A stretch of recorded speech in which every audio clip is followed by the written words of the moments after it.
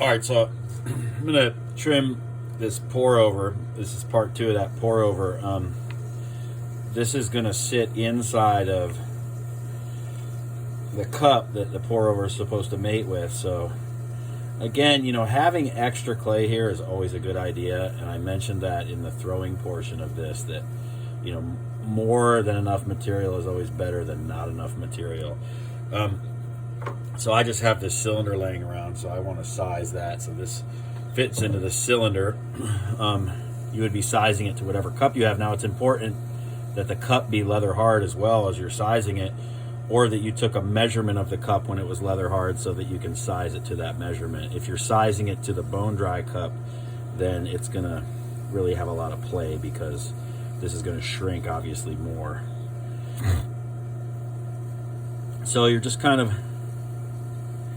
trimming away this material to get it so that it works well with the other cup it's intended to. And then also you have the area where the coffee is actually going to drip through the filter, and there's a lot of considerations there, and we'll have to talk about that. But you do want this to be an open hole, obviously, because you want that coffee to come, or the water to come through the coffee and then drip into your cup.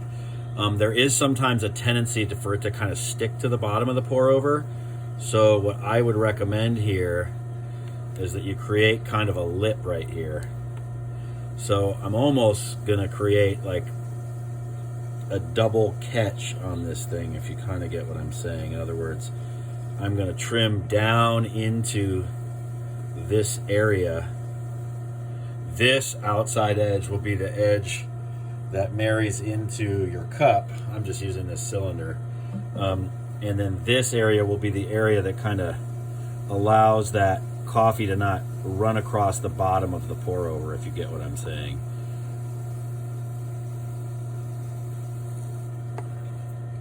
So as I trim down here, what I'm essentially doing is creating just a little edge so that the water, after it's come through the grounds and it's now coffee, can't like stick and run across the bottom of this pour over. Right, so you see I have this, it's kind of uneven, but I'll clean it up. I have this little lip right here. So as the coffee is coming through this hole, it doesn't have anything to stick to and run across the bottom of.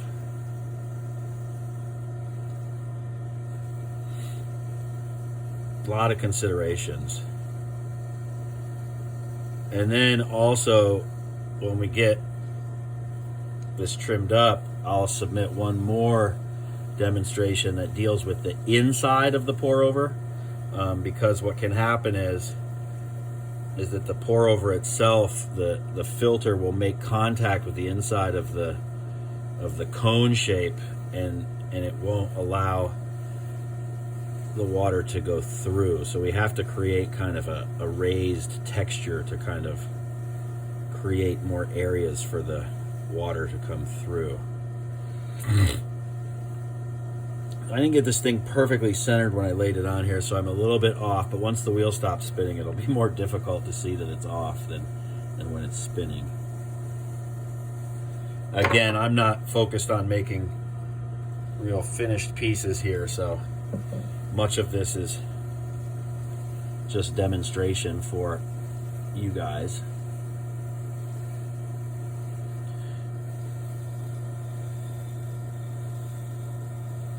So kind of cleaning this up.